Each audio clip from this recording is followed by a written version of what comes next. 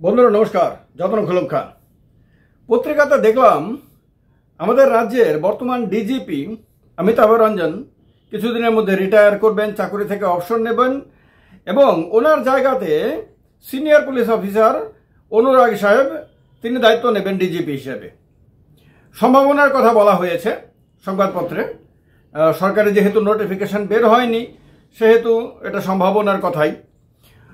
তো অনুরাগ সাহেব দায়িত্ব নেবেন, তিনি রাজ্যের দীর্ঘদিনের কাজের অভিজ্ঞতা রয়েছে ওনার এবং আইপিএস অফিসার হিসেবে অত্যন্ত দক্ষ, এ ব্যাপারে কোনো সন্দেহ নাই, দক্ষতার সুনাম রয়েছে ওনারও। কিন্তু আমাদের প্রথম ভাবার দরকার যে আমাদের যে রাজ্যের যে বিদায়ী ডিজিপি অমিতাভ রঞ্জন, ওনার কার্যকালে আমাদের কতটুকু লাভ হয়েছে রাজ্যের। ওনার কার্যকালে পুলিশের উপস্থিতিতে আগরতলা শহরে দোকানের ভেতরে ব্যবসায়ীর হত্যার ঘটনা হয়েছে। ওনার কার্যকালে আপনার একাধিক সাম্প্রদায়িক সংঘর্ষের ঘটনা ঘটেছে। ওনার কার্যকালে বহু বাড়িতে হামলা হয়েছে, বহু মানুষের ওপরে নির্যাতন হয়েছে, মহিলা নির্যাতন, তারপরে ডেকোয়েটি, এইগুলি বার্গলারি, এগুলি বাদ দিয়ে দিলাম, রাজনৈতিক হিংসা অসংখ্য হয়েছে। প্রায় পুলিশের সামনে মানুষের বাড়িঘর ভাঙা হয়েছে, কাউকে পেটানো হয়েছে, কারোর জিনিসপত্র লুটপাট করা হয়েছে, নানান কিছু, হয় পুলিশের উপস্থিতিতে অথবা পুলিশ কোথাও দেখেছে, তারপরেও কোনো অ্যাকশন হয়নি। এই ঘটনাগুলো এত ঘটেছে এবং দেখতে দেখতে মানুষের আস্থা পুলিশের ওপরে অনেক কমে গেছে। রাজ্যে যে একজন DGP, director general of police অথবা পুলিশ মহানির্দেশক রয়েছেন, এটা রাজ্যের মানুষ প্রায় ভুলেই গেছেন। এই পদের যে একটা বিশাল গুরুত্ব রয়েছে, বিশাল ক্ষমতা রয়েছে, সেটা কিন্তু রাজ্যের মানুষ প্রায় ভুলেই গেছেন। আমার মনে হয় না যে ডিজিপি হিসেবে, পুলিশ মহানির্দেশক হিসেবে অমিতাভ রঞ্জন সাহেব কোনো ছাপ রাখতে পেরেছেন। উনি যখন রিটায়ার করবেন, যখন বাড়িতে ফিরে যাবেন, যখন একা একা বসবেন বা কারোর সঙ্গে গল্পও করবেন, তখন ওনার সেই রকম কোনো স্মৃতি মনের মধ্যে পড়বে বলে মনে হয় না যে ত্রিপুরা রাজ্যের পুলিশের সর্বোচ্চ বস হিসেবে তিনি তার কার্যকালে এমন কোনো দৃঢ়তার সঙ্গে এমন কোনো ভূমিকা নিয়েছেন যেটা দেখে মানুষ বলেছে, রাজ্যের মানুষ, রাজ্যবাসী বলেছে যে ওই দেখো আমাদের রাজ্যের ডিজিপি, উনি আছেন, চিন্তা করো না, আমাদের ভয় নেই। আমাদের রাজ্যের সেনাপতি আছেন, সাহসী বীর, ওনার উপস্থিতিতে কেউ আমাদের কিছু করতে পারবে না, এই রকম বলেছেন, এইরকম ভেবেছেন রাজ্যবাসী। এরকম কোনো একটা ঘটনাও বোধহয় অমিতাভ রঞ্জন সাহেব মনে করতে পারবেন না। বা উনি চাকরি থেকে অবসর নেওয়ার পরে রাজ্যবাসী আহারে খুব ভালো, খুব দক্ষ ছিল, উনি চলে যাওয়াতে আমাদের লোকসান হবে। হ্যাঁ, অনেক সময় হয় না এরকম, দেখা যায় যে স্কুলের হেডমাস্টার অথবা স্কুলের কোনো টিচারকে ট্রান্সফার করা হলো, চাকরি থেকে রিটায়ার করলো না, ট্রান্সফার করা হলো এক স্কুল থেকে আরেক স্কুলে। ছাত্রছাত্রীরা সবাই রাস্তায় নেমে এসে আপনার প্রতিবাদ জানাতে শুরু করলো, তারা দাবি করতে শুরু করলো যে এই টিচারকে আমাদের ট্রান্সফার করা যাবে না। কখনো কখনো এরকম সোশ্যাল মিডিয়াতে ভিডিও দেখা যায় যে স্কুলের হেডমিস্ট্রেস অথবা হেডমাস্টার রিটায়ার করছেন, আর আস্ত স্কুলের টিচার থেকে শুরু করে ছাত্রছাত্রীরা পর্যন্ত হাউমাউ করে কাঁদছে, চিৎকার করে কাঁদছে, তাদের সবার চোখ দিয়ে গঙ্গা যমুনা বেয়ে বেয়ে পড়ছে। তার বোঝা যাচ্ছে যে চাকুরি করার সময় ওই হেডমিস্ট্রেস অথবা হেডমাস্টার অথবা ওই শিক্ষক কিরকম ভাবে মানুষের মনে ঢুকতে পেরেছিল, ছাত্রছাত্রীদের কত প্রিয়জনে পরিণত হতে পেরেছিল, এমনকি নিজের কলিগদের পর্যন্ত কত আপনজন হতে পেরেছিল, যে তিনি রিটায়ার করার ফলে তাদের বুকটা যেন খালি হয়ে গেছে। এরকম মাঝে মাঝে দেখা যায় এবং সেগুলো দেখলে পরে মানুষ অনুপ্রাণিত হয়। এই অনুপ্রেরণা কতটা কার্যক্ষেত্রে কাজে লাগায় সেটা আরেকটা ব্যাপার।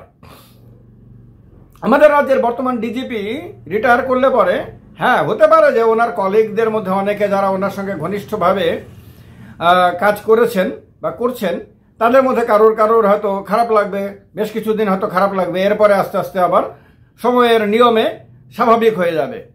কিন্তু রাজ্যবাসীর কিন্তু মনে করার মতন তেমন কিছু থাকবে না। এখন আপনারা কারো কারো মনে হতে পারে যে এই কথাগুলো কেন বলছেন, উনি তো রিটায়ার করে চলে যাবেন, এরপরে বাড়িতে চলে যাবেন, ওনাকে নিয়ে এতগুলো কথা বলার কি দরকার আছে? বলার দরকার আছে।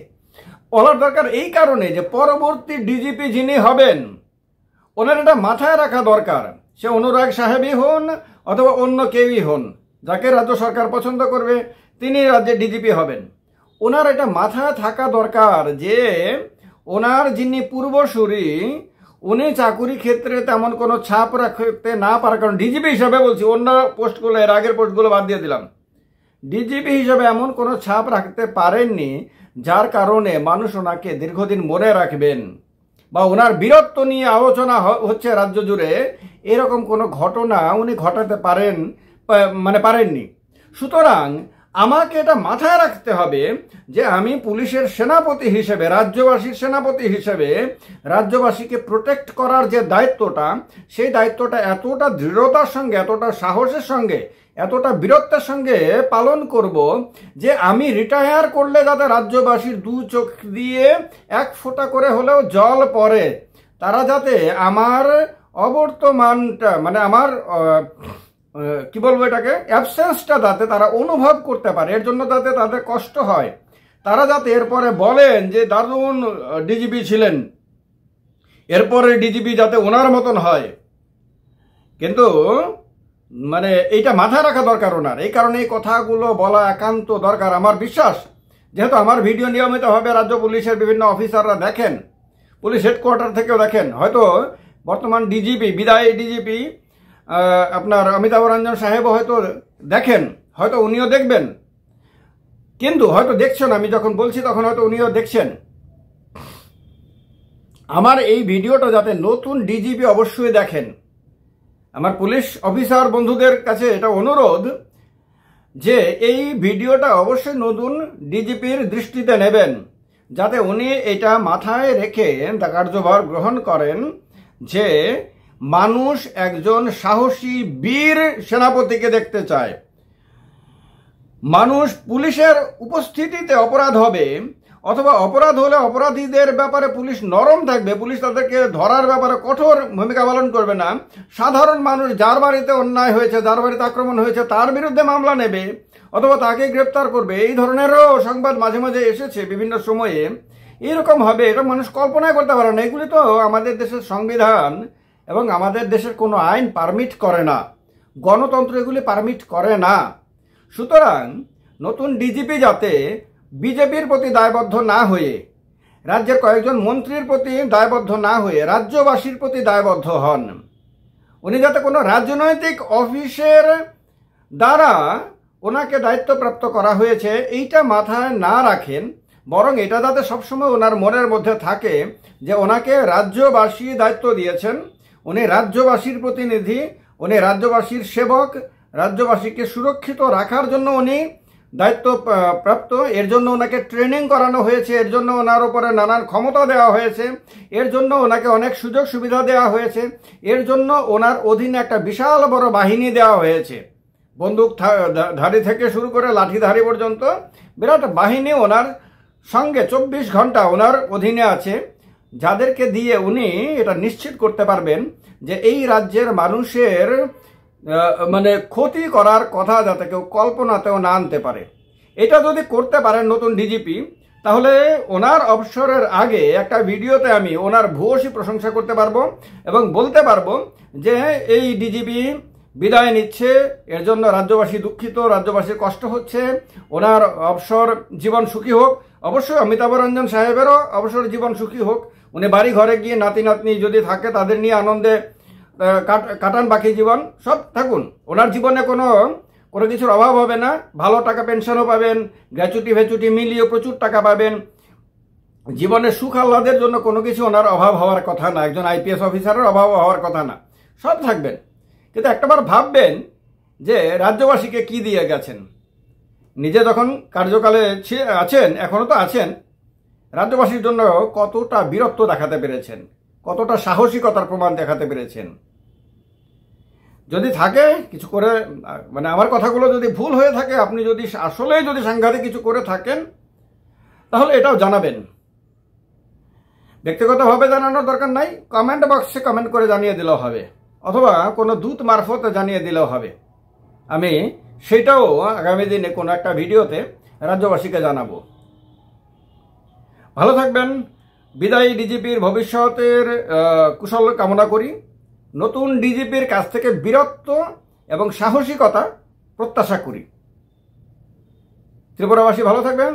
ত্রিপুরাবাসী ভাববেন, ভাবা দরকার। যতন খুলুমখা, সবাইকে নমস্কার।